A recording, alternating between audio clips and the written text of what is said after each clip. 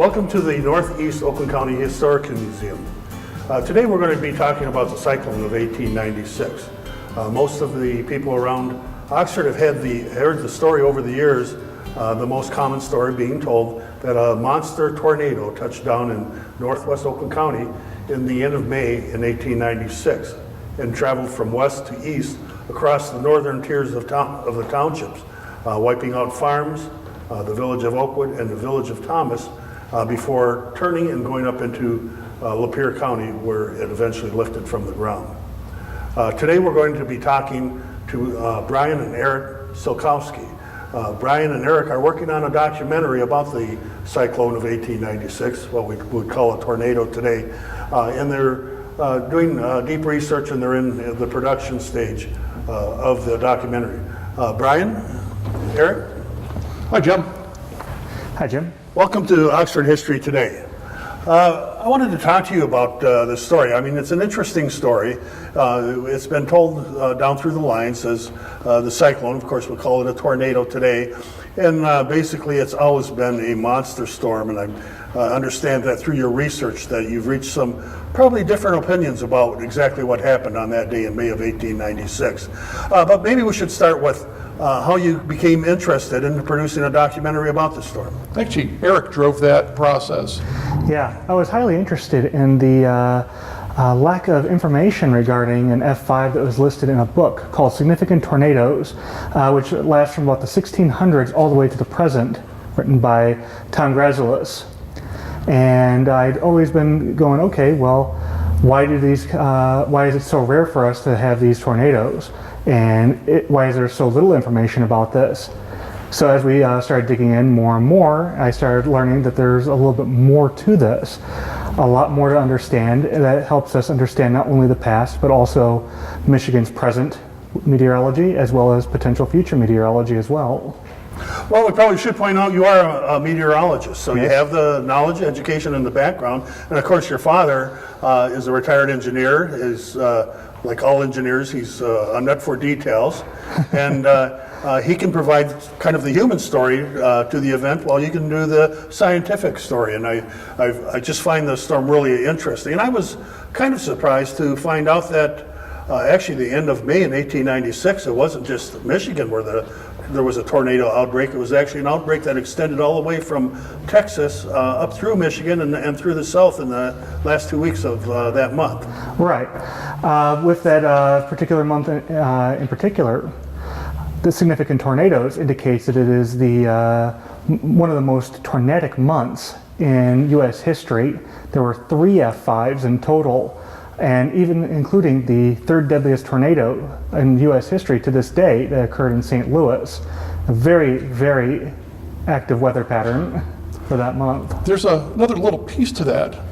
It wasn't just a wide outbreak from Texas to Michigan and through the southern states and so on, but Michigan, it was a huge front that came through from Detroit all the way up to the Straits of Mackinac. So it was, this storm, this huge storm, was a significant part of that whole storm experience, if you will. Well, it's certainly a major historical event. You being a meteorologist, you've probably done a little bit of study about the storm of 1913, which sank a number of ships on the Great Lakes, and of course these tornadoes in 1896.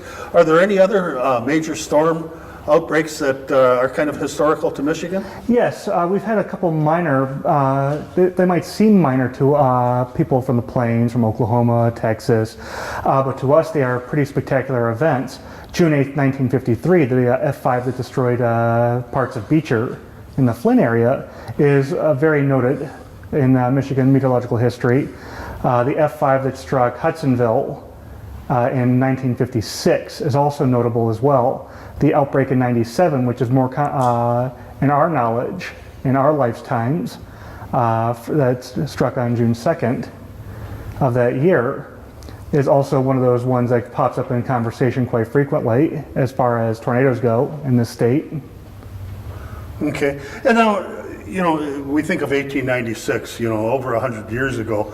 what could possibly be available to even look and research and to evaluate the storm and take a new look at it. And I know that through your work you found a lot of sources that probably most people wouldn't even think about, and that has probably taken you all over the state to research. What are some of the sources that you've gone to evaluate this storm? We've been able to locate things like property damage records that have been lodged with the state archives. We have found photographs in university archives at the University of Michigan that have helped us to get a feel for the depth of the damage and for pinning down these events to specific places.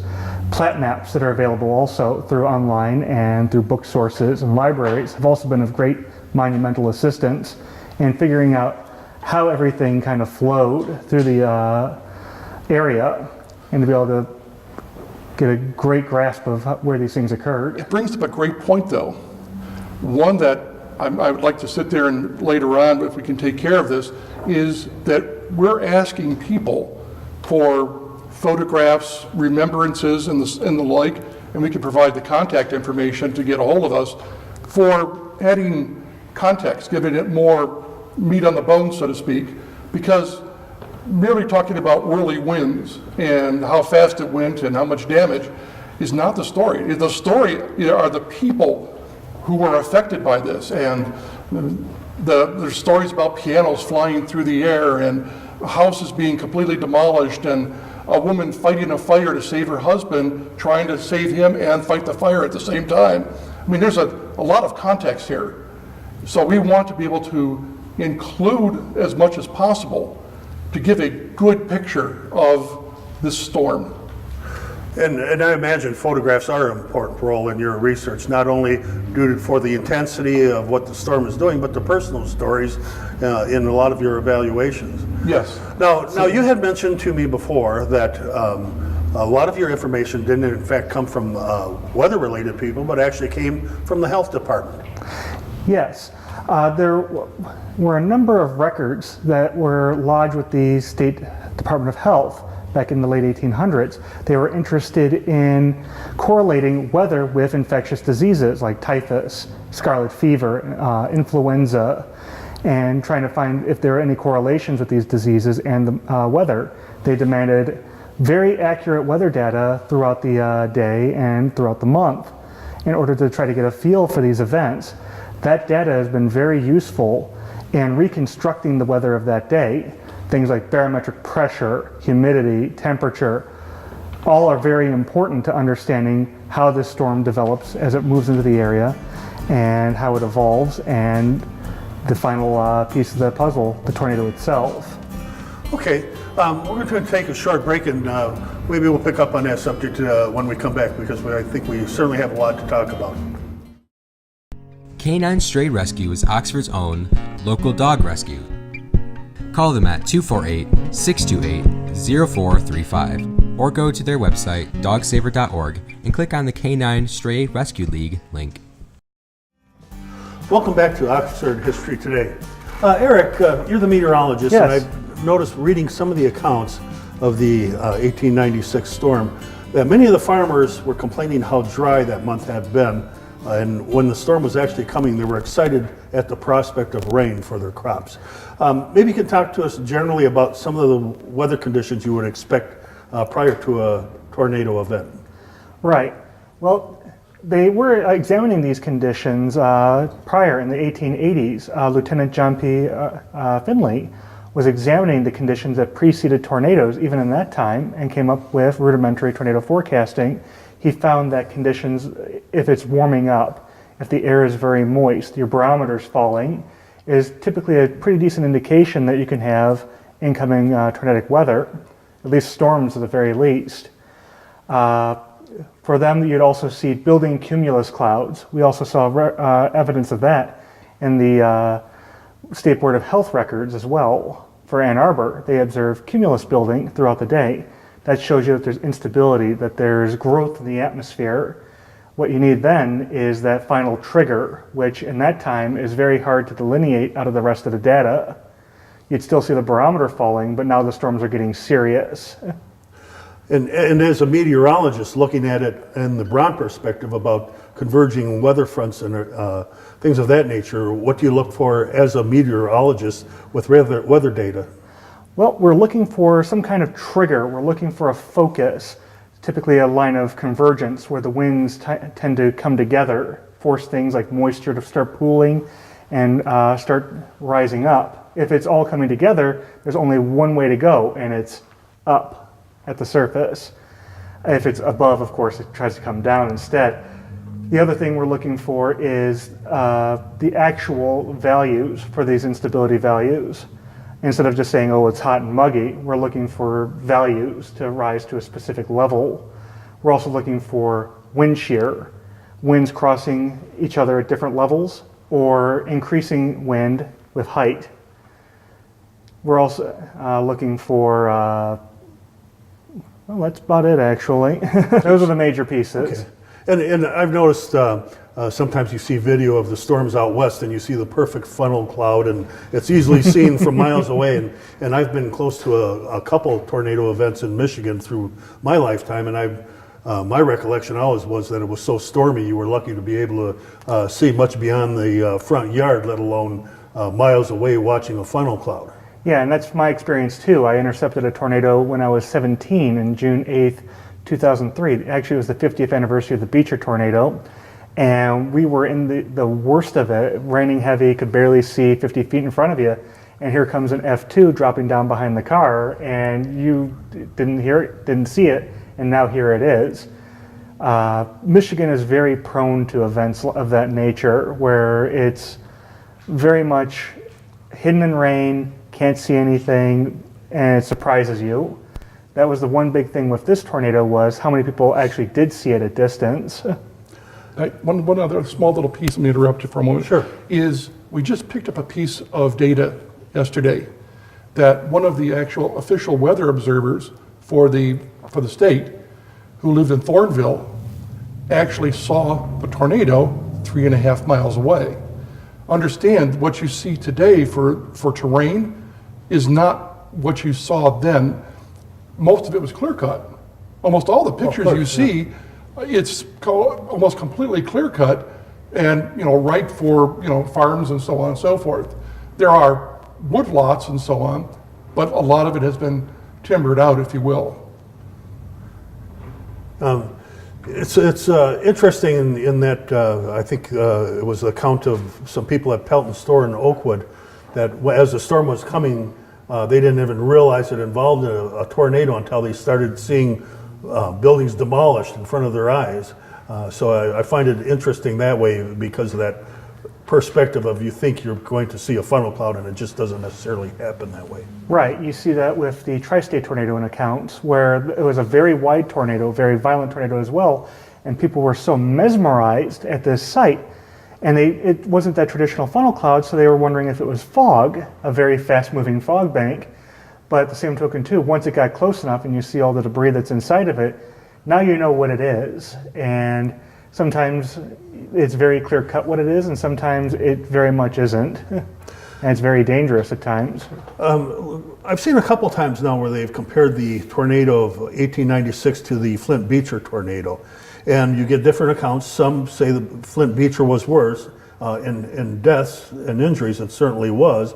But some say that actually the 1896 storm was worse than the Flint Beecher. Have you reached any opinion about that? Not at present. We're still analyzing to determine severity to that degree and try to make the comparison as accurately as possible. There are some similarities. Both storms moved from west to east in their track. Both, of course, were F5s. The Beecher tornado, however, stands out because it's more recent, more fresh in memory. It also is in a more urban environment. A lot more people see it. There's even an observation from the airport in Flushing at that time. Guys rapidly scribbling out, I see a tornado this direction, this time, heading this direction along these roads. Of course, back in 1896, it was probably relatively rare to have a person trained for observation actually observing these tornadoes in rural areas. Right. Even with the observation networks that we have been able to find, it is pretty sparse even by today's standards. Very limited amount of observation, but still useful in its own regard. Now, for Oakland County on this this particular storm, where is the first damage actually occurring at? The first damage is occurring. There's still a little bit of debate on whether or not it occurred just slightly inside Holly Township, along the Holly-Groveland Township borders.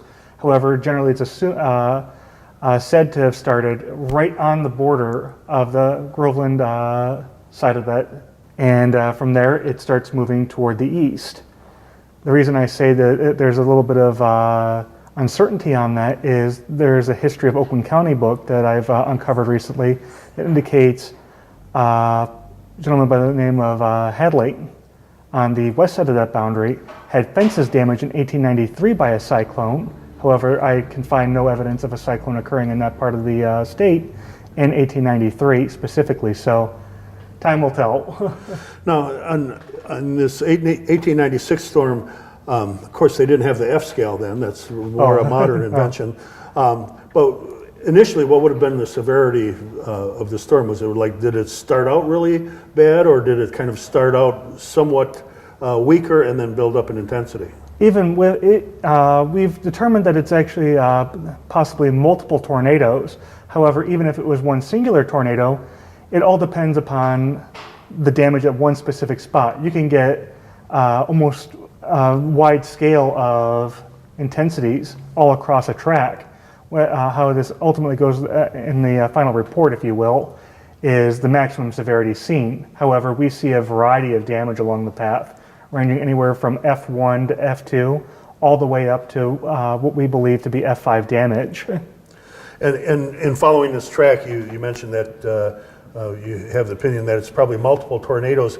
Are there actually gaps in the damage, or is the damage pretty much continuous from west to east? Well, the gaps are pretty small if they are present. It's very hard at smaller scales to see if things are picking up and then moving on, especially because our data is very coarse as far as who's been hit.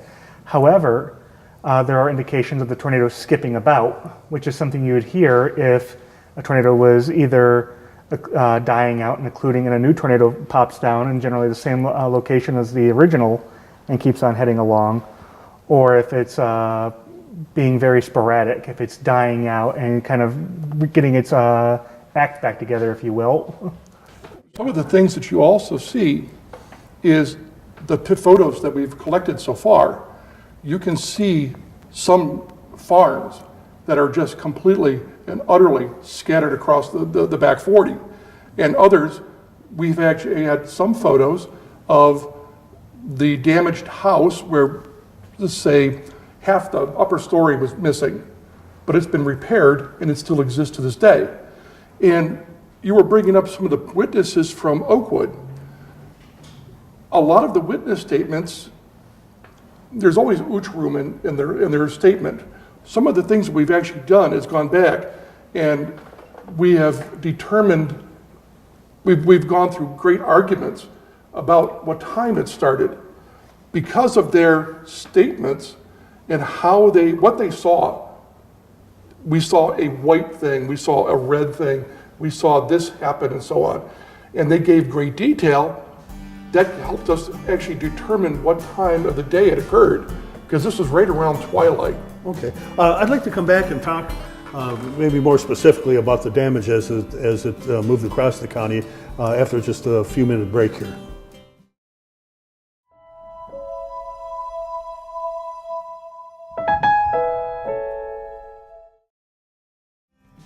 Welcome back to Oxford History Today.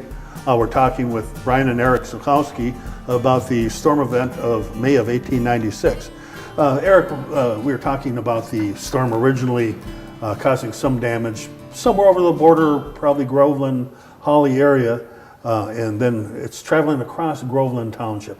Have you determined how many homes and farms might have been affected in its travel across Groveland?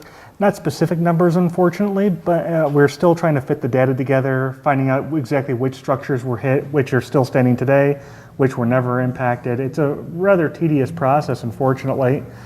In some places, were rebuilt after the tornado, so it kind of makes things a little tough at times. In order to get the full data, we have to go through all of the damage reports. We have to look for things like how much damage was done to be reported for monetary reasons. Losses on buildings, losses on barns. You don't want to confuse a house with a barn, obviously. Different damage, different Value. different values, of course. Barn's not as much as a house. And as far as specific numbers, unfortunately, we don't have any specifics. So then, of course, the storm approaches Ortonville, and it starts to become a little bit different story. Of course, the village escapes a direct hit, Right. but I think that's where the fatalities really began to start, I think, around Ortonville. Right. Around the area just to the west and to the east, along that northerly track, you had a lot of fatalities around Thayer Road with the Abram, Quick, and Mitchell families. The Abram Quick family was especially devastated. I believe about 5 or 6 fatalities in that one property area alone. My understanding, I haven't been to look at it, but I think the cemetery up there, there's some type of memorial to the families that were killed in the tornado, or there's a spot where they're all located? I'm not entirely too sure. I've not heard that. We most likely will be looking more into that as the weather gets a little bit better. It's been quite dreadful as of late. All right, and then, of course, so then it gets past Ortonville, and it's continuing almost exactly straight east, right? Yep. And as the tornado kind of weakens, you see a little bit of leaning of the original tornadoes to the north. But another one drops down pretty much in that vicinity of Oakwood Road as the whole system pushes east along it. In the old one tornado model of this, the historical record as it stands today, that would be the case, though, that there would be one tornado just pushing along that road. And of course, you see accounts of it being at some points half a mile wide, but... Actually, there's been accounts, if you look at the damage, if you believe the damage, which we can believe it because everybody has had photos of it and so on, there are areas where it was up to 2 miles wide, and that got us to thinking what was occurring here. So that's where we started looking for the multiple tornadoes. Oh yeah, that's a huge difference. Oh yeah, tornadoes of that size are rather uncommon. I only know of a handful. Hallam in 2008, some of the Greensburg sequence after the Greensburg F5 reached about 2 miles wide as well, and another, the tragic El Reno tornado of 2013 was also the widest on record, 2.6 miles wide. But even though they can happen, it's a very rare event, so we had to make sure that either we were dealing with extreme rarity or the potential of multiple tornadoes instead. And you probably took the Hollywood tornadoes into consideration too, right? Oh yeah. No sharks. No sharks. No sharknadoes. So it's going and it's proceeding across Brandon Township then, after going, and my understanding that the damage there, even though it's in a rural area, is fairly severe. Extremely catastrophic. Foundation swept clear, and even under the old F scale, you got to be very particular about how it's swept clear. We see photos from even this event where houses are just kind of pushed off the foundation of the structure, but are generally intact. That's not an F1, F2 under the old scale could do that. However, to not only remove it from the foundation, but also scatter it from miles down range, acres and miles, that's an incredible power. That's an F5 in our estimation. Okay, and you mentioned that part of your hypothesis about it being multiple tornadoes, that as a funnel cloud would be weakening, that it would kind of turn to the left. Would that be due to the rotation of the weakening storm, or? Yep, it kind of pulls off to the left and up and into the downdraft where all the rain is as it's going on. And it's especially dangerous during this period. They taught it during spotter class way back in the day. They've since gotten a little bit more concise with their training, of course. But storm chasers still talk about if you have a tornado that's weakening and pulling off toward the rain, you got to be very careful where that tornado used to be, because right at that area, you're going to start seeing more new circulation forming. In fact, we started thinking about this right as we were reading a newspaper article, because it says the tornado split between Oakwood and Thomas. And you hear reports of that. People, you might think that people might be seeing multiple vortices and think it's a separate tornado. In this case, the damage records kind of point toward there actually being a second tornado in that region. And it says, oh, one part split off toward Thomas and another toward Mount Clemens. And Mount Clemens is way in the wrong direction for physics to allow in this case. So we looked at this and started going, okay, well, was there just another tornado that kept on steaming down the road? And now Oakwood, of course, straddled the township line on Baldwin Road. Yep. Between Brandon and Oxford. And it's the first, I guess, really populated area that particular storm struck. The damage in Oakwood, does it appear because the storm was more severe at that point, or just more buildings and people there? Generally, it looks like it's about on target with the intensity around that area. But it's more than likely because of its population, how everything's kind of scrunched in together. You got more houses, more buildings, more opportunities basically for this thing to wreak havoc, if you will. And you see that a lot in areas where rural communities get struck by tornadoes, and the damage, sure, it looks intense, but it doesn't have that same impact or feel that seeing a whole row of houses gone or large areas just completely smashed flat has.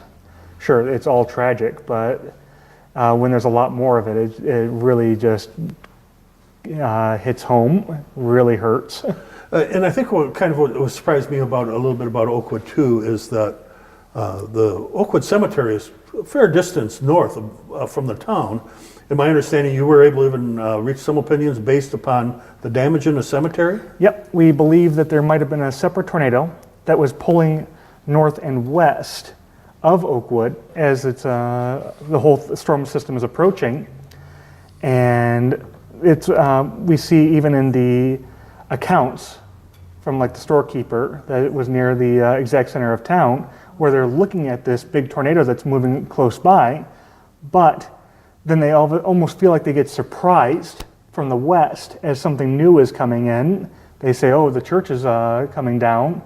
That is, to us, feels, and we're still evaluating this, of course, that it is a separate tornado that is forming almost on top of the town. So perhaps the fact that they're not recognizing it is actually their attention is drawn to one, while the other one is actually the more dangerous one for them. Oh yeah, you even see that in the field of observers where you're looking at the one tornado and suddenly you have to suddenly shift track and go, there's another tornado and it's right on me and now I gotta get out of here. Okay, now my understanding is you're still in production for the documentary. Yep. You're still evaluating and evidence for your hypothesis and producing a documentary. I know there's... Well, actually, he's also working on a scientific paper as well. Oh, Which might get published beforehand, but we'll see on the timing of all that. okay. Well, I guess it would be fair to appeal to some of the families. We have many families that have lived in the area for a long time, and I'm sure they have family stories or family accounts of what happened during the storm, and perhaps photographs that are stuck away in that box in the attic. If they wanted to share their family stories with you and this documentary about the tornado, how would they get a hold of you? Company address, email address is probably the best. Emerging Productions, LLC @gmail.com. And I check it quite often, and if you drop me a note, we can make contact and then talk about what you might have, if maybe do an interview or be able to copy some photos. We don't want anybody's photos to own. If we can copy them for the documentary, that's great. Okay. And maybe we'll continue the subject with the next episode of Oxford History Today. Thank you, and we'll see you next time.